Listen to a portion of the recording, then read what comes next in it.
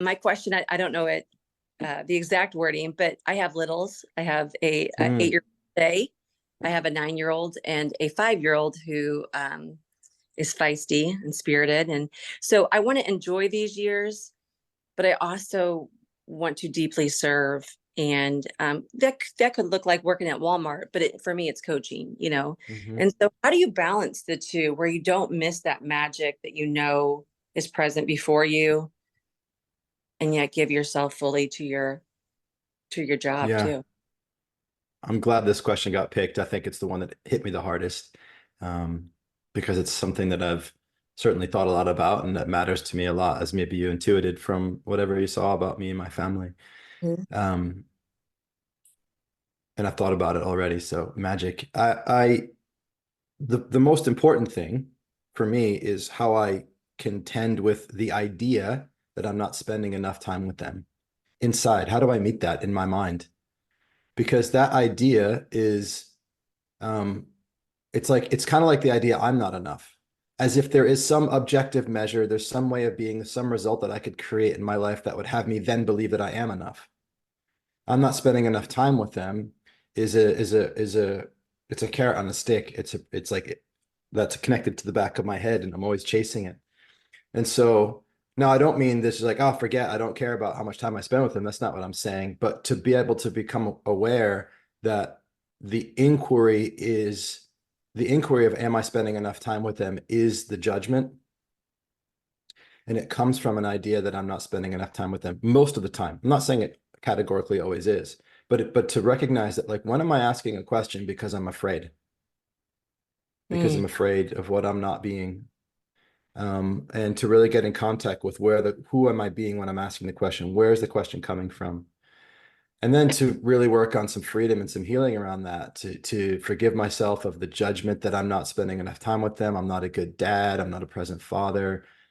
The truth is, I'm a great father. I spend quality time with my kids. And as soon as I start to do that, and I'm looking up because I'm imagining that process right now for myself with my boys, then I start to see how, dude, you work at home, you drop them off at school every day.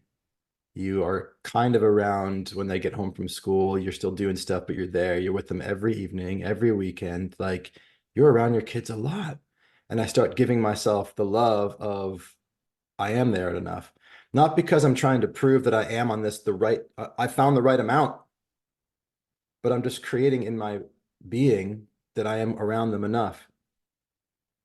And then when I am around them enough, when I am with them, I'm present and relaxed because I'm not beating myself for not having been there and then a bit agitated. And then when they raise their voice, then I'm yelling at them and then I'm mad at myself. And then it was a mess.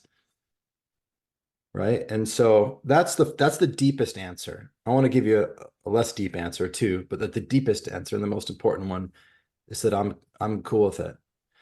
And then I zoom out and it's like the more that I can integrate my work into my life, the less I have to ask questions like that. Obviously, working from home is one kind of integration. As a coach, I believe that I am the product and my self-development, the quality of my being is the most important factor in the efficacy of my work and the impact of my work and my income. So to say that another way, the better dad I am, the more money I'm going to make. Okay. And so like that idea has me again make it easier to be like, oh, am I coaching or am I with my kids? Because like either way, I'm building my business, right? Now there's a diminishing return to that idea, but like enough of it to like just relax a little bit. And then also with that idea, I start to be creative. And you see my kids will start to come into my videos or my pictures, and I bring my life to my work, and as I bring my work to my life. And so then time with the kids is also time that I'm in creation of my world.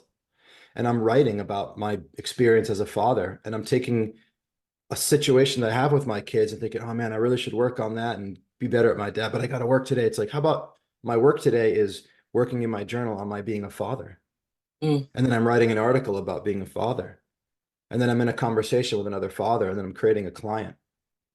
And so I try to like find more and more ways to bleed these worlds together.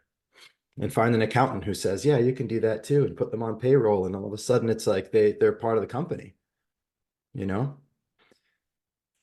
So how's that? Is that helping? You have any follow-up kind of clarifying questions or? Well, I think it was beautiful. I think what stuck out to me is that carrot on a stick, that we're always going to be chasing that.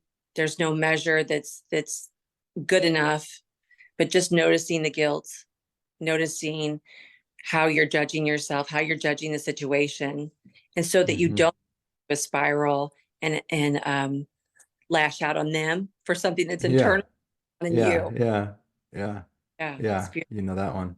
I admire. Yeah.